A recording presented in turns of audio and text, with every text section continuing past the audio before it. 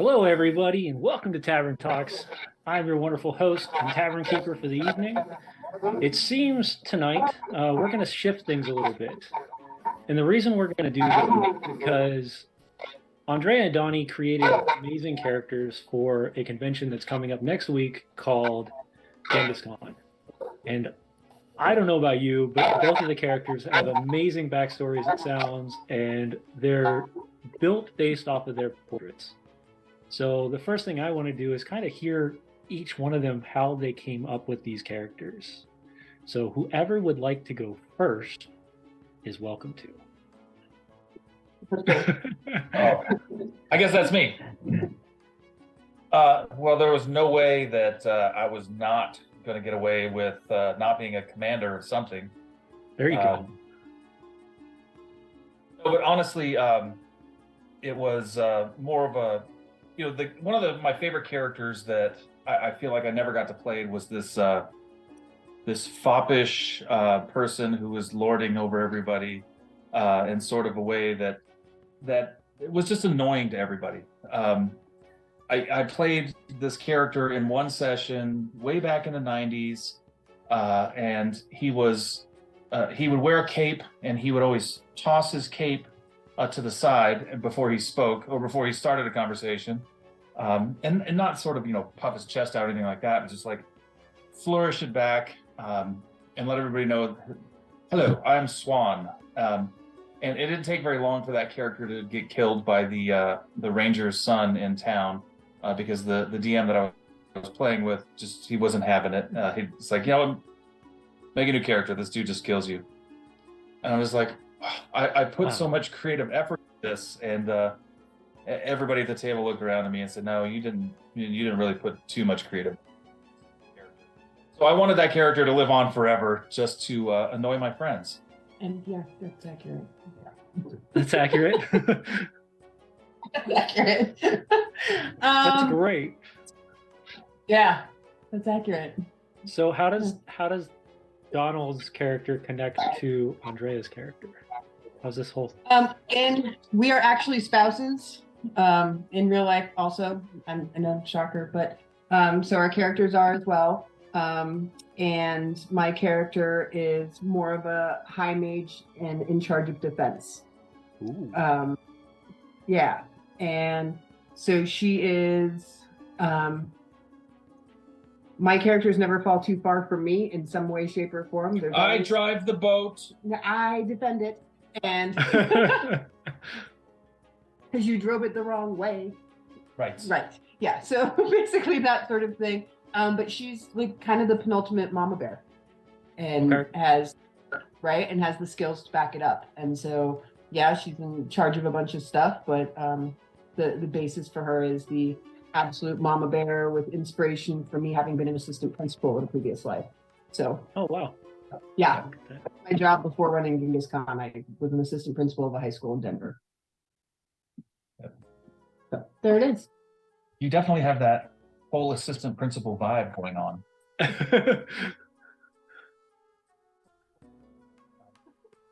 So I mean, we honestly, when Gooey Cube approached us and said, hey, we want your characters to be a part of the world as well, here's this villainous background, is this acceptable? And I was like, yeah. And somebody calmed me down a little bit. I was like, no, okay. We don't have to be the villains. We don't have to be bad guys. But can we have like a story where we were converted to the dark or to the light side? Yes. So try to have that. So our characters' backgrounds were primarily written by Casey. And sort of implemented into that. And then this whole adventure coming up, it was Peculiar Brews, part of the, Blood for the Con. We were approached, 6 months ago or so by Alphinius Goo, who said, we'd like to write an adventure. We want to start this. We want all these things to happen. I'm like, man, you have 6 months to do this. Just knowing what tiny little bit I know about any type of adventure writing, are you sure you have enough time? Oh yeah.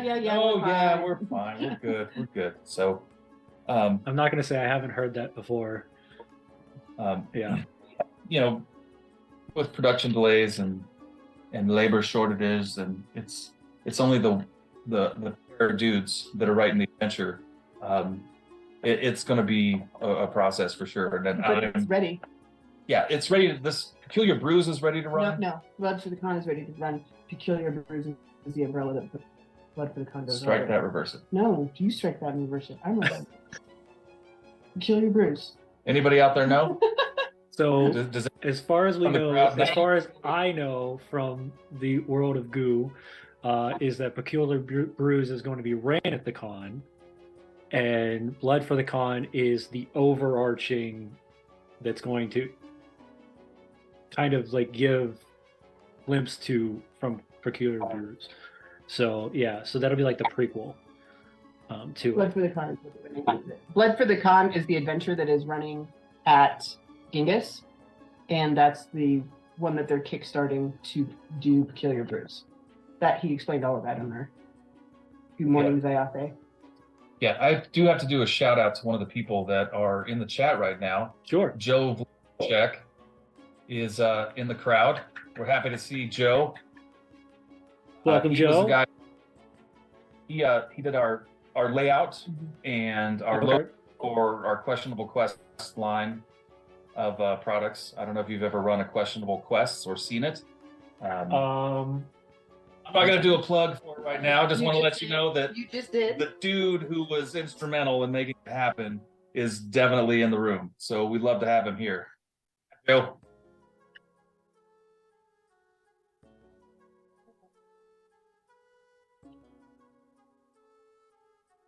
Of course, you had it on standby, didn't you?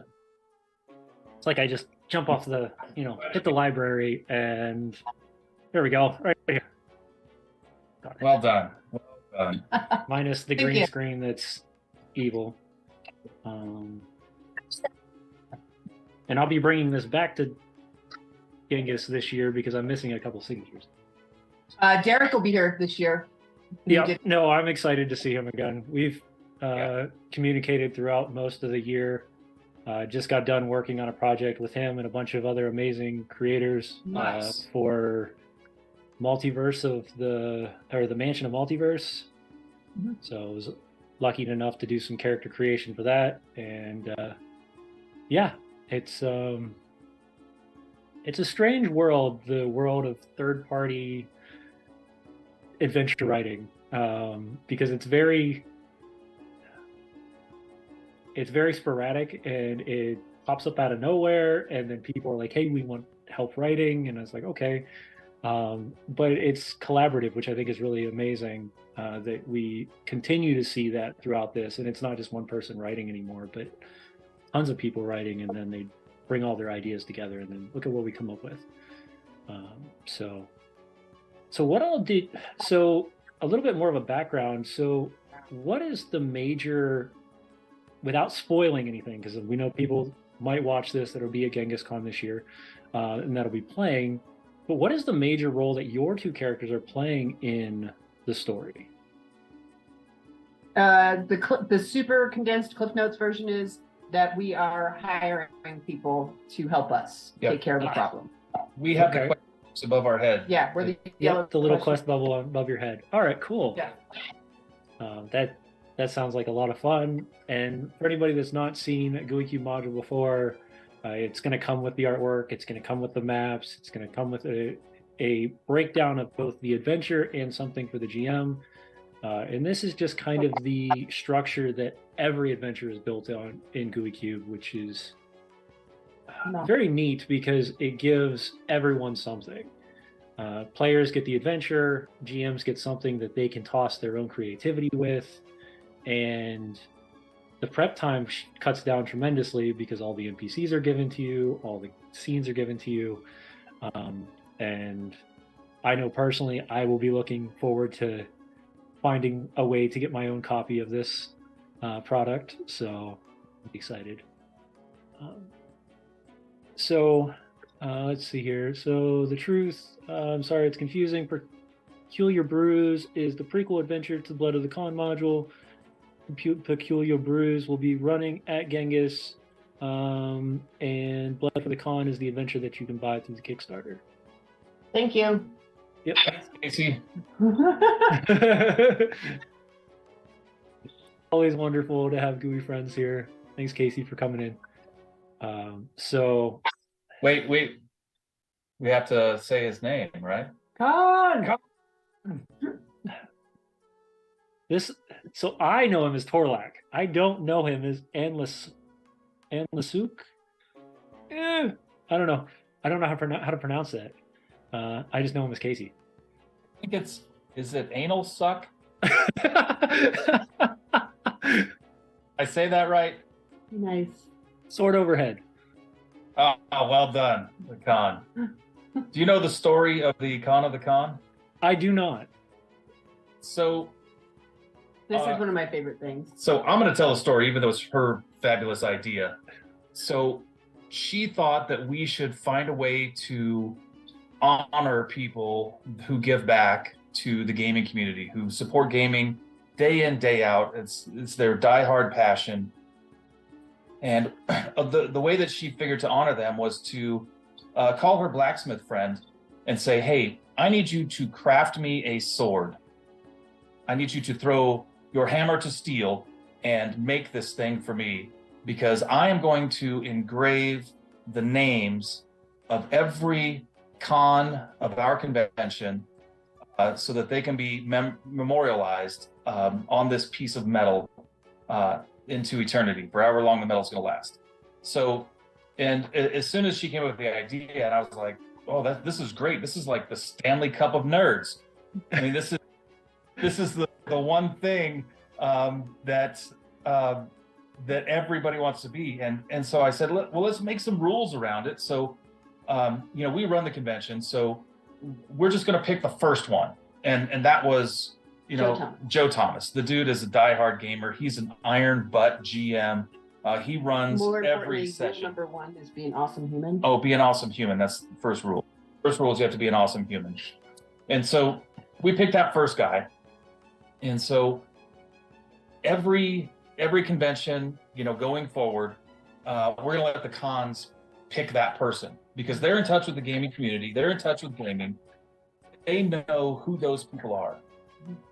But because the sword is like of limited size, it's not. Where's my other hand? There it is. There it is. It's not this big. It's it's big enough to hold over your head and right. Sword. You can only have your name put on it once. One time. That's it. And it'll be forever memorialized. Every time I talk, I get chills. Like it raises the hairs on my arms just thinking about it. So how many times has it been passed down so far? We're on to 3 now. So we're on to number 4. So we're going to be. They're going to be selecting the 4th con of the con at Genghiscon 45. Nice. They've already selected somebody, and it is awesome. Awesome. It is excellent. Great. Awesome. Great. So I will say, what an honor it would be. Now, my curiosity is what happens when there's no more room? There's 2 sides of the sword. Right. No, I get that. So it depends Right. on how, like I said, I don't know how much is taking up each name to say how long that would take. About that long. So I think it's about I think I can get 15 names per side of the sword. Oh, so we got a while. Yeah, we got 30 years. Yeah. And then you got to craft a great sword that pushes another 100 years after that, right? Right. Correct. Yeah. Right. I was going to say the Claymore is going to be the best option, where you've got to hold it, and it's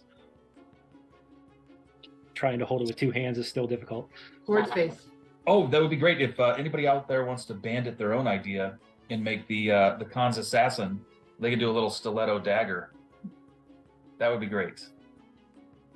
So, and not really on the con. Don't assassinate anybody. I was going to say, the con's assassin, that might be a little dangerous. We don't want that.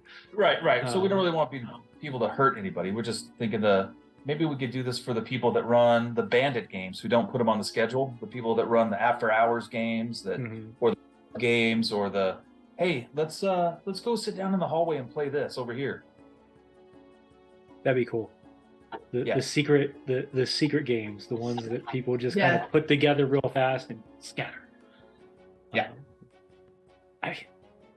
I have to say personally, I've been to many conventions throughout my years, and they have been from anime, cosplay, comic book, superhero, Dungeons and Dragons, sci-fi, all of them.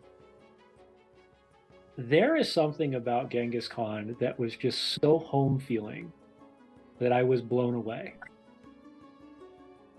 Because like, Gen Con is the con, right? That's the biggest thing you can think of for gaming in that perspective. But it's such a production. It's based around vendors. It's based around the celebrities that are there. And to me personally, though I love Gen Con, I think it has an amazing opportunity to branch out and connect to so many people. Genghiscon to me felt like I was coming home. You know, I have the opportunity to play with my friends. And really, that's all it's about. And that to me is what blew me away that was different, is that it was not about everything else. Now, we do get celebrities there and we get panels, things like that. But the fact that 99% of the people are playing in games throughout the entire weekend, to me, is much more enjoyable, even if I'm running them. So I don't mind any of that. But I really think that's a neat opportunity that you have as a smaller convention that you don't see in some of the larger conventions. So, props to you guys. I'm going to say this. You know, I've been gaming since 1983. How long have you been gaming? 79. 79. This is a convention literally by gamers, for gamers, just to game. Yes. Everything else is kind of a side quest. You had to go there, Donnie. Yeah. So I've been to several Genghiscons. I think I told you before we started. You know, we've been going for 23 years, and we've been running it. This will be our 5 minus bad year because of the COVID times. Well, we started with 42, so We had 5 years. Yeah, okay. So we've had some little bumps in the road, but we've really, eliminated some of the things that weren't really about tabletop gaming. And I'm not saying that those things that we've eliminated or that she's ultimately eliminated because she's the boss have been bad things, because there are some really great things that have come to Genghiscon. They weren't really about gaming. Right. And so we really wanted this to be about gaming. But like Andrea's number one thing that she does for people, and she does it so freaking well that it warms not only my heart, but it seems to warm everybody else's heart. Her number one goal is to make sure that every attendee who comes feels relevant, like they're there for them, and that the people that run the convention are there for them.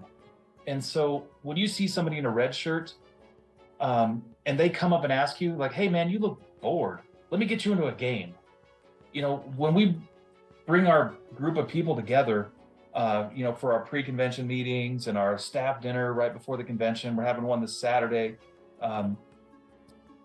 It's really about, hey, if you're standing around doing nothing, think about how you can help somebody else have a great time, and go find that person. Take care of the orphan gamers. Yeah, take care of the orphan gamers, the people that are looking around going, oh, I've got, 10 games in my hand and nowhere to play. Well, find them a place to play. Find them people for that game they want to play. You find the couples out there that, they might be holding hands going, oh, this is kind of weird. There's a bunch of nerds here. Go find those people and say, hey, man, you guys look like you can use a good time. I know somebody who wants to teach you how to play a game.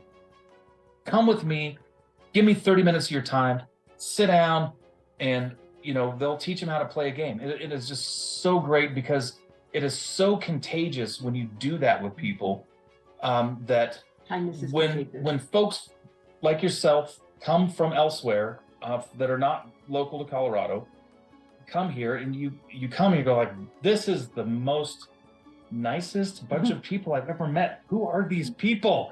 Where do they come from? Yes, I want butter on my home roll. Give me that. And they just treat you with such warmth, and it's so great to see. It's so great to see how contagious it is. It just it brings a tear to my eye.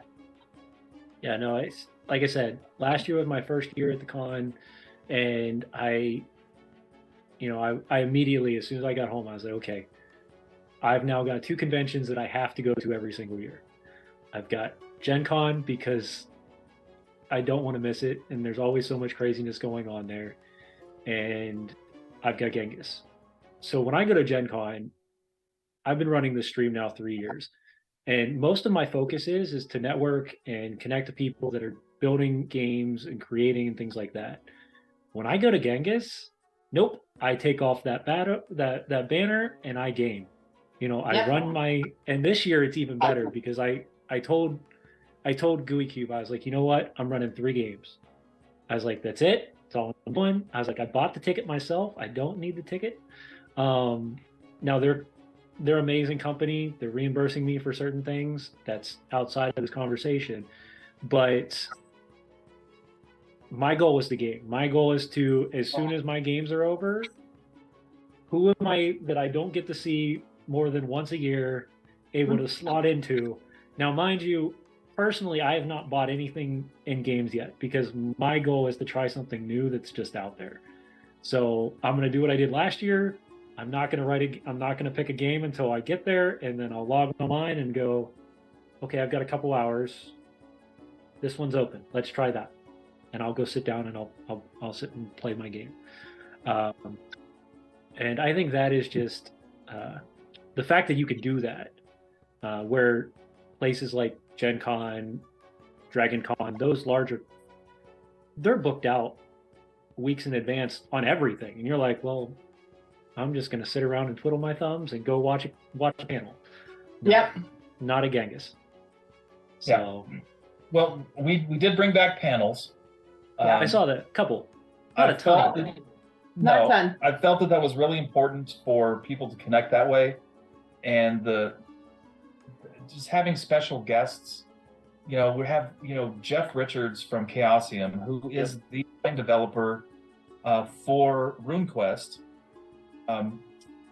I love Call of Cthulhu. That's one of my favorite games. I love the D100 system. It's one of my favorite ways to introduce people to role playing. Agreed. Talking with Jeff Richard in a panel it's a literary lesson. Yes. Like, hey man, what book should I read? And 5 seconds after you ask that question, you're like, whoa, dude, slow down. I can't write that fast. He's rattled off five titles, and he's talking about why they're so important to, whatever it is you're doing fantasy-wise, you have to read these 5 books. Whatever it is you're doing horror-wise, you have to read these 5 authors, their entire works.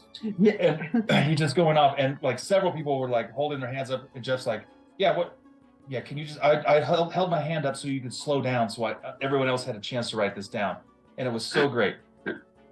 So, this year we're having, is Jeff Richard actually on the books to run? Because he wanted to do it Friday at 7. Oh, yeah.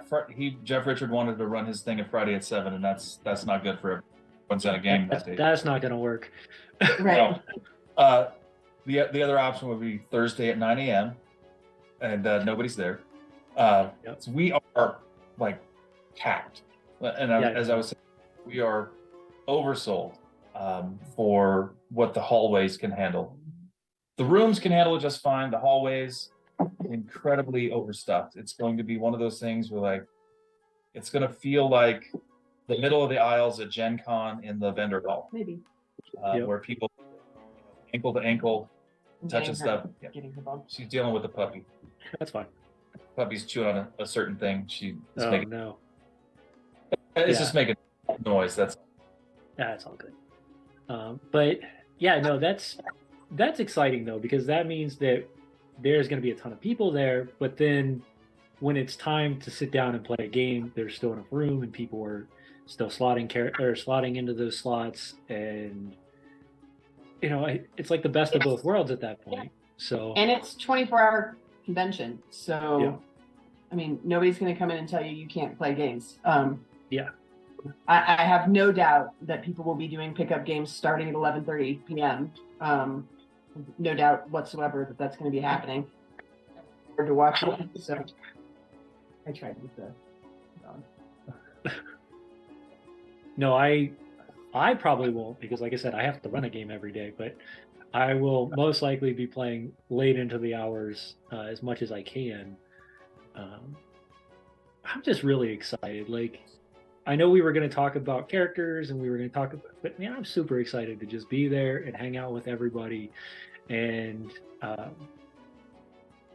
yeah, it's just, I can't wait. Got one more week and then I'll be out in Colorado. So what is the number one thing you're looking for? What are we looking forward to? Seeing everybody, really. That's my number one thing. I haven't seen everybody since Gen Con. Some of these people I haven't seen for a year now. I haven't seen you two for a year.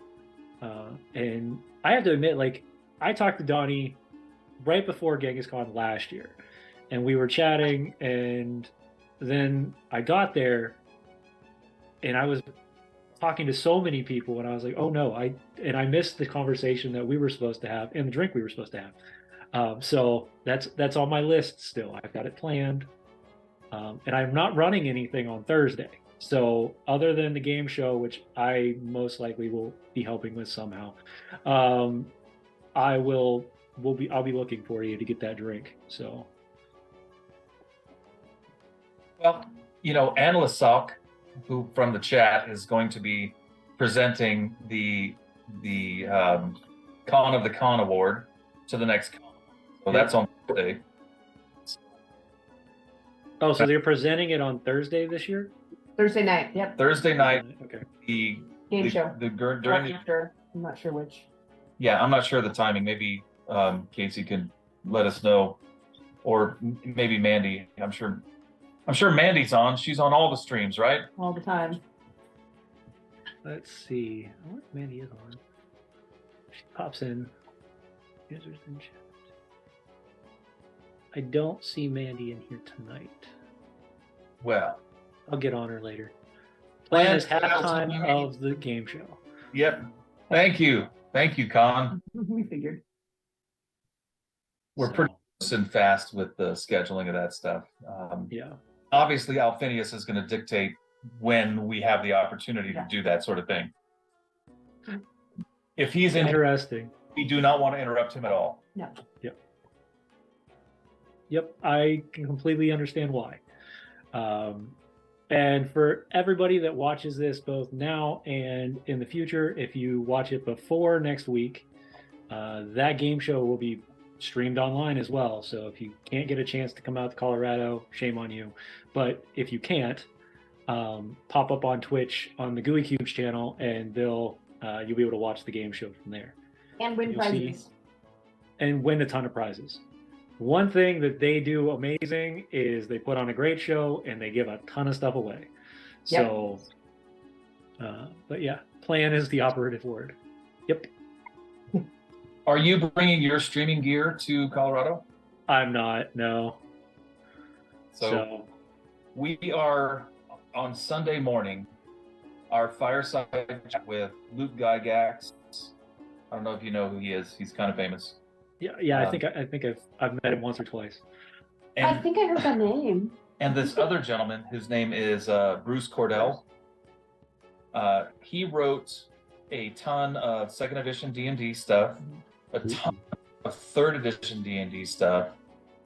He was with Iron Crown Enterprises when they were publishing Champions. Okay. He is currently with as a freelancer for Monty Cook Games, running or writing for the Cypher system. Okay.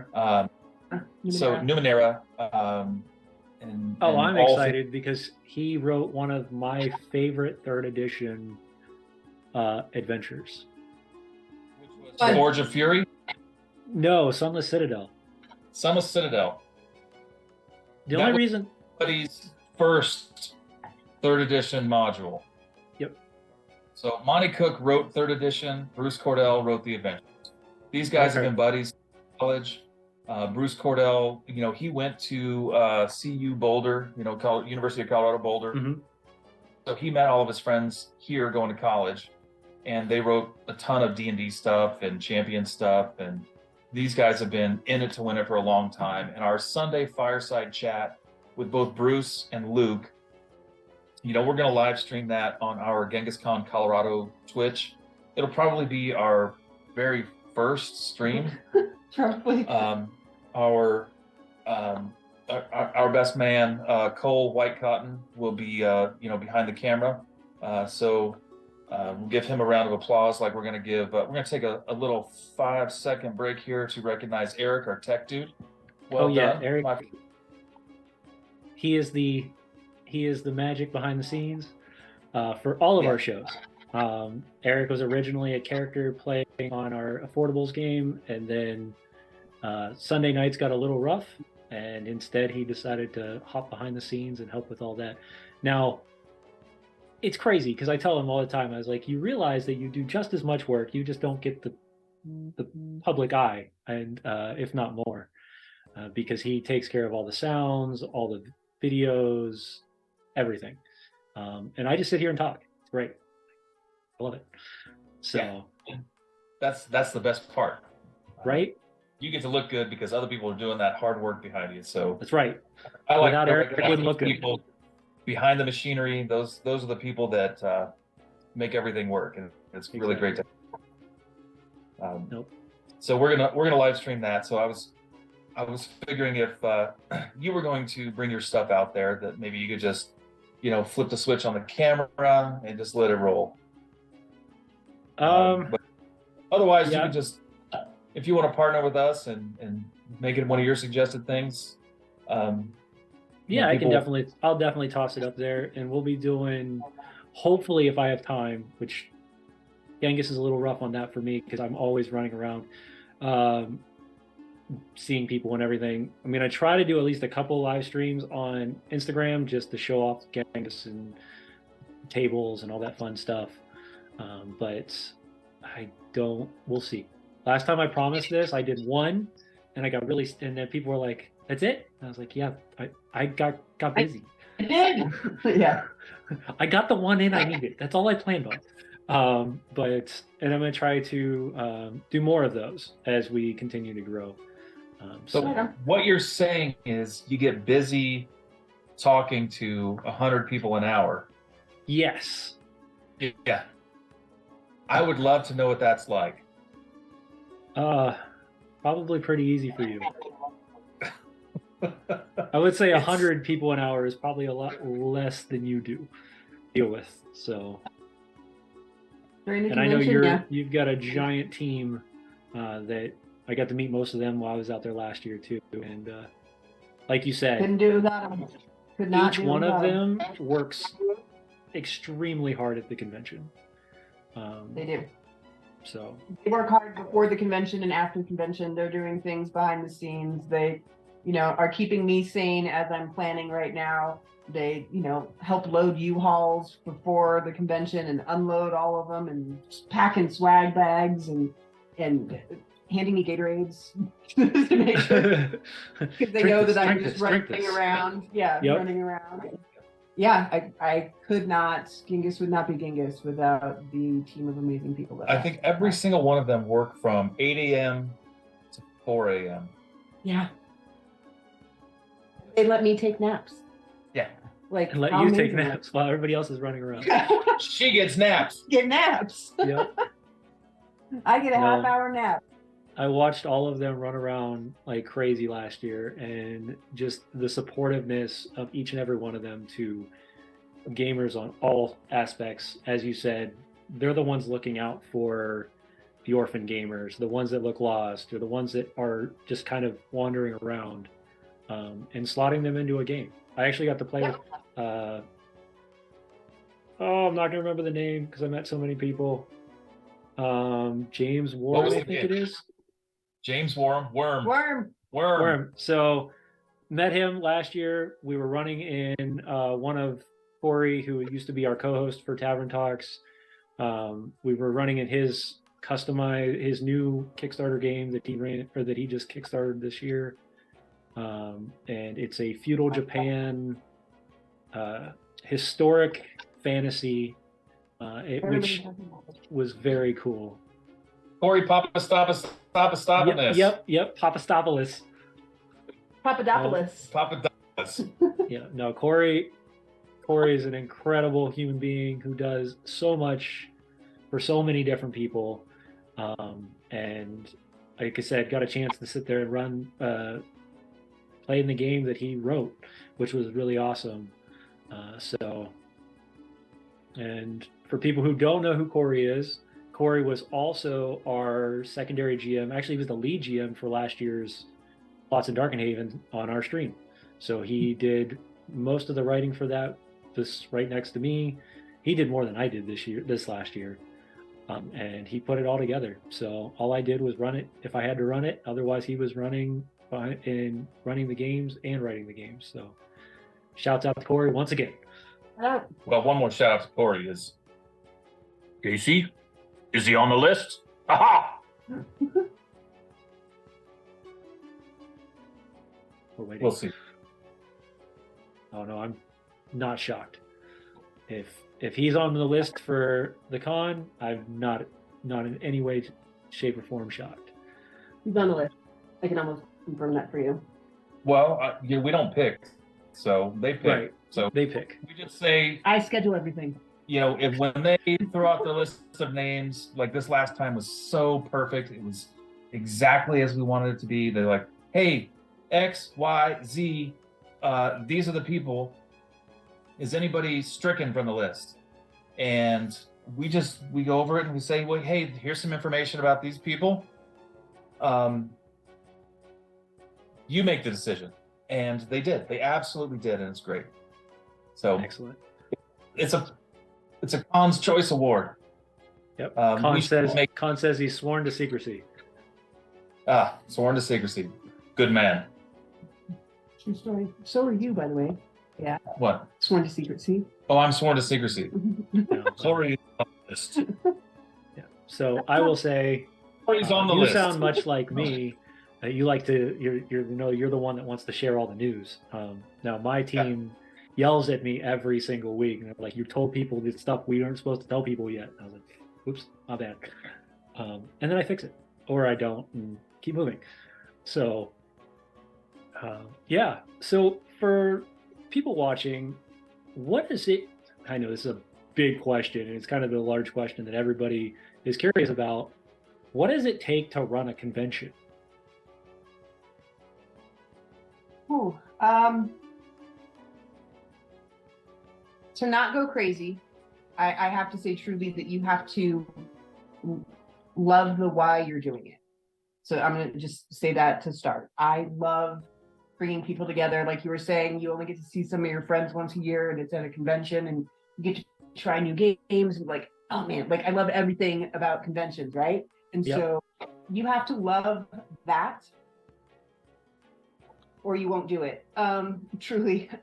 So it's a lot of behind the scenes. It takes me about 6 months to a year. Now that I've done it a while, I can do Genghis in about 6 to 8 months. I sure as hell don't do it by myself. I'm a borderline Luddite. So I have tech people who help us out all the time. I have people behind the scenes creating websites, creating content for those websites, creating how the TTE page looks, setting things up in social tables, scheduling everything, reaching out to special guests, creating their travel arrangements. I mean, it's literally begging game manufacturers for stuff all the time. It's to non-nerds, the way I describe it is planning a 4-day wedding with 8 bridezillas. And every board gamers, you have board games, you have GUI Cube, you have D&D, you have Pathfinder, you have indie games, you have all of these things, and they all have their own special rules, and you got to take care of them. I mean, because they're special for a reason, and you want to Right. highlight that, right? And you don't want to take that away from them, so you have to treat them with like they're special, because they are. And so you're dealing with 4 days of 8 bridezillas, but I love it. But that's what it takes. Right. Knowing that your job is to make everybody who is there feel like this is the best thing ever. That's It's every single person that comes, and honestly, this year we'll have probably 1,200 unique people coming, and it's like throwing a party for each one of those specific people. Yes. And as hard as it is to cater to everyone, I try. that's the goal. I try. The goal is to cater And- to everyone. Well, I try. I really do. within a genre, Mhm. this is about tabletop games. It should be about tabletop games. From the vendor selection to the special guests that come to the games that people submit. It just needs to be about that. I mean, we just want Genghiscon to be about tabletop gaming. Mhm. Yep. And you the do a people. fantastic job at people- it, I will tell you. Well, I'm just really passionate about it. Because I know that when we started running Genghiscon, that was the day that I stopped attending Genghiscon. Yeah. Which for 20 some years was the goal, was Valentine's Day, President's Day, and my birthday all happened during that same time period. So it was kind of a special moment for us to say, hey, what do we want to do with our time? We're both gamers. We've both been gamers for a long time. Her obviously longer than me. Do we want to celebrate Valentine's Day and my birthday, Or go game. and just call it both, and just find that thing for us that one, we love, that two, we love to do together, and three, that make us love each other more. And that's really what it's been about for us for these last 23 years. That's awesome. And very,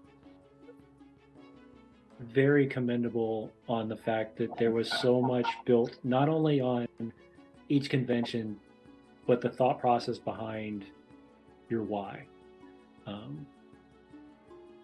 Tim Alphinius, sorry for people who don't know who that is, he sat me down one day and he said, the biggest thing you have to answer on everything you do is why. And that now lingers into every game I run, every convention I go to, down to the point to now it's like, okay, why am I getting this for this game? Well, it's because I know this can happen in the game. Or why am I doing this stream? Because I know this is the reason, this is the goal. It was crazy to think that one word has now opened my eyes to so many things. And what an amazing why you two have together, of not only your connections together, but also bringing something like Genghis to everyone, which is, like I said, commendable to say the least. Well, to answer your question more, specifically, and to give you a menu, if you run a convention and make money at it, if you want to make $1 million running a convention, you need to start with $5 million. Sounds about right. And you'll whittle it down. Yeah, I promise you'll you. get to that million, man. Yeah. And so finding that why you do it and the passion behind it. I mean, when we started this, we kind of both had day jobs. I didn't have a day job. Oh, she didn't have a day That's job. why I we had a did day it. job. That's why we did it. She bought a job I did. that she loves to do. And I can find no higher purpose than that. I mean, a little bit about both of us. We're both soccer coaches. Mhm. and our kids are grown. Our youngest is 26 now, and she coaches like kindergartners and pre-kindergartners and how to play soccer. The itty bitties. Yeah. And the club that we coach for, we don't get paid for that. No. It's written in the bylaws that we're not allowed to accept money, gifts, any of that sort of stuff. I coach a little bit older, groups, and I take them from middle school through high school, and sometimes, 1 year beyond high school. We do that because, one, we both love the sport. Two, we want to give back. And so in doing that, that kind of drives the purpose why we do a lot of everything that we do, is we want to make sure that people out there love the things that we love. Or know about them. You don't have to love it, but you should know about it. Yeah, you should definitely know about it. And two, if you already love it, how to enjoy it better. Or meet new people. Because, as gamers, we've gone through our hills and valleys. The dark times where people were not really gaming all that much. It was super hard to find people to come to your table. Or we were satanic and evil. Yeah, or that, the satanic panic of what D&D was in the 80s. So her and I both lived through that, and we understand what it's like to connect with people who share nerddom. Yeah, who share this nerddom that we all love. And so without, just trying to be on a high horse, is like, man, if we're not going to do it, somebody else should. But if nobody else is doing it, we sure the fuck are. We're going to do it. We want this. Oh, sorry for the language. We're going to do this for the it's a late night show. It's not, and it goes mature on YouTube, so we make sure that any of those words come out. It's fine. Okay. So we're just incredibly passionate. I'll just leave it at that. No, that's something you need to be. In all honesty, for anything you're doing, for real, to this level specifically, I tell people all the time, and even now, 3 years in, we don't do this for money. I'm here twice a week, sometimes once a week at least, for this show. I do it to get out the word for other people to see what they're doing in the world, because somebody might not be noticing things, and we get lucky, and my tenacity kicks in every once in a while, and I grab a special guest that people go, how did you even talk to them? I don't know, I send them a message. All I do. This is what we do for everything with the Misfits. I don't badger people. Normally it's one message. If I don't hear anything back, I move on. Badger a little. A little. But for the most part, we've had an amazing opportunity to talk to people from all walks of the D&D TTRPG lifestyle. We've had people that are Twitch streamers. We've had, Phineas Goo. We've had multiple third-party, I would say third-party, but indie gaming writers, creators, artists. We've now had a convention creator, not creator, not creator. Owner, yes. Genghiscon has been around for 45 years. So I have the flyer from the first Genghiscon from 1979 in my archives now that a fellow gamer gave me all of his archives. So creator, no. I would never. Current owner and passionate lover of, yes. But it seems that you have done wonders for the convention that continues to grow. So props to you on that one. And it's interesting to hear, because you've now stated that, you're there to give people that amazing experience. And one thing I hear over and over and over with people that come on the show, that's everyone's goal, which is great, because I tell people this all the time, Dungeons and Dragons is the most communicative and collaborative game you'll ever play because you can't play it by yourself. It doesn't work. Unless you get those old school like second edition books that you can literally read through, and then you can do it that way. And I've only seen those. To Colorado. What's that? How early are you coming to Colorado? I'll be there Wednesday morning. I think I get there at 10 o'clock in the morning on Wednesday. Going straight to the hotel, or you want to drive to the west side of town? I'll be at the hotel. Wednesday morning? Oh yeah. No, you won't. I'm dropping dog off and going to the hotel. You got to load the truck first. Oh yeah. Well, I'll be staying with Gooey Cube Wednesday. Oh yeah, they're in morning, the Colorado Springs party. But Oh yeah, yeah. I was gonna say I can show you the library of old school stuff. I mean, that I'm reside- pretty sure that without telling too much craziness, myself and Austin will be flying in Wednesday morning. Mikey's picking us up, and then I don't know what's going to happen from there. So we'll see what adventures we get into. But yeah, I would love to see an archive of old school gaming. That to me is super cool to see. So I'm starting to collect, but I haven't seen. I'm still only at 3rd edition. I'm looking for 2nd and 1st edition, but they're hard to find in a I would say in a format that's not, ripped, torn, that kind of thing. One of my most cherished books on our shelves is covered in, is it Tinner's tape? Aluminum tape? It is aluminum foil tape. Aluminum foil tape because it's so beat up. I just happen to know it's the shiny one, but you can't read the cover on it anymore. Yeah. Yep. And it's a first print, first run DMG that I used every day. I wasn't lucky enough to play in 1st and 2nd edition, but ever since I saw 3rd, I've been stuck. So, but, yeah.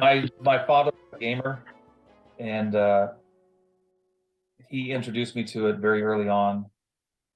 He had a gaming group, so I knew what the group was supposed to look like at an early age. I played in a lot of old school games. Ran old school games For sure. I've run, I started in 1st edition D&D, and I didn't start in ElfQuest, no, which was super cool.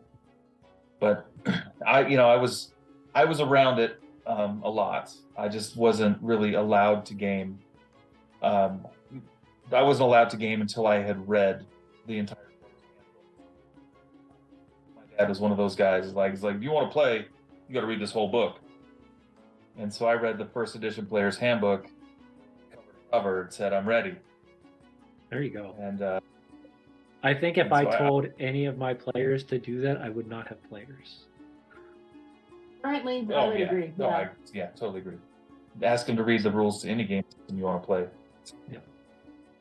I will admit, Like, I've read the Dungeon Master's Guide from cover to cover on 5th edition, but only once, and probably never again will I read that in that fullness. But it did open my eyes to things that you might have missed if you just kind of skim through. So there's little tidbits in there that you miss. Touch for off and comprehend on. languages. Yeah, comprehend languages is a touch delivered spell. Yep. Yeah. So if it's a cursed, For 25 years. if it's a cursed item, like a cursed scroll, Yep. they need to touch that. They have to touch that. And if the curse is touch delivered, oh man, there you go. Satisfaction achieved for the GM. That's questionable. Yeah. Yeah. It's questionable. Questionable. Well, audience, we're almost at an hour, and I don't want to take up any more of your guys' time because you're a week out. I'm sure you're still burning the oil from both ends, or burning the wick from both ends, and it's crunch time at this point. But do we have any last minute questions from the audience? This is the moment to do it. This is where you can ask those questions about their characters, about the convention, about them. Roll them out there. And is there any last things you two want to say on the stream? So, I just want to do a little shout out to Gooey Cube while we're waiting for some. If it wasn't for them, like starting a little groundswell. It's not little anymore. It's not little anymore. We wouldn't have met. We may never have been connected. And I'm just so grateful for people like Alphinius, all the people that are in the den, the Gooey Game Master's Den of Enlightenment, that have just open their arms to us, open their arms to everybody within the group. Mm-hmm. I'm grateful. I'm so grateful. Mm-hmm. No, I am too. It's funny because I've told this before. The Tabletop Misfits was a dream that I had, or it was a goal that I had when I was deployed overseas, and I came back and I had one person from the original crew that was here for a little while, and that was it. But it was Gooey Cube. It was the people I met through them that made this all a possibility. So everything we do, we support them 100%. We continue to drive forward with them. And I don't know, the amount of incredible people in that community to me has blown my mind many different times. Now, it is Khan says one thing, and this is an exciting thing to hear and kind of a great way to close down the show tonight. What's next? What happens when it's too big? I'm working on that. So I have proposals out to several other hotels. I will tell you the Gaylord is not one of them. That is probably the question we're asked most often. As you're driving from the airport to anywhere, you see this gigantic resort. That's the Gaylord. So it's out by the airport. That's not on the table right now. So I do have proposals out to other hotels. And yeah, I know that I'm going to need a bigger boat soon. But the Hyatt loves us so much. And sorry, I got a puppy chewing a bone in my lap. Sorry, dog is chewing. You're fine. So I know that we're going to need a bigger boat, but the Hyatt loves us so much, and they take. I believe I haven't heard too many complaints from guests, and they take very good care of everybody else. Am I talking too fast? No, go.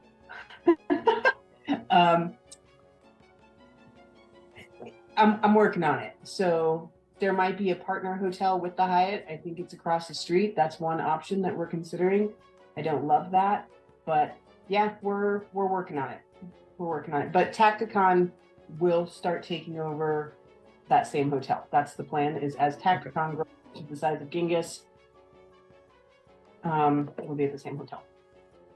So I think she's really selling it a little bit short, because she's probably worked with 9 different proposals that have been a no. And there's probably 9 more out there that are unknown. So to say that you're working on it is kind of a... But I am. You're just selling yourself short. She's working her ass off, talking to hotels, talking to people that work for conventions, that manage, the contracts between hotels. So we are looking for a bigger space that works for all of us. Mm-hmm. There are things that we don't want, our attendees to have to experience, which is, you have to pay for parking. Oh, the hotel, it costs twice as much as the last place. Yeah. For the attendees to stay there. Walk a mile. Or walk a mile to get there, or just any of the things that you have to deal with. Downtown Denver is amazing, but you pay for amazing, and we don't want that to overshadow. I don't want Genghis to become unaffordable for people, and because I know that it is already a large financial commitment for a lot of people, and I'm grateful that Genghis is where they choose to spend their vacation time and their money. I mean, that's a big damn deal. And so I don't take that for granted. So as I look, I'm not going to try and find a place where hotel rooms start at $260 a night. That's just no. That's not happening. Yeah. Genghiscon, right? So Yeah, I know that's Gen Con prices, if not higher. right? We'd rather them spend that extra $100 with vendors, Mm-hmm. or a decent meal, or something else, or just buying cocktails for their friends. That's just where we come from. Or you don't have to spend it. Or you don't have to spend it. Or it becomes one of those things where like, oh.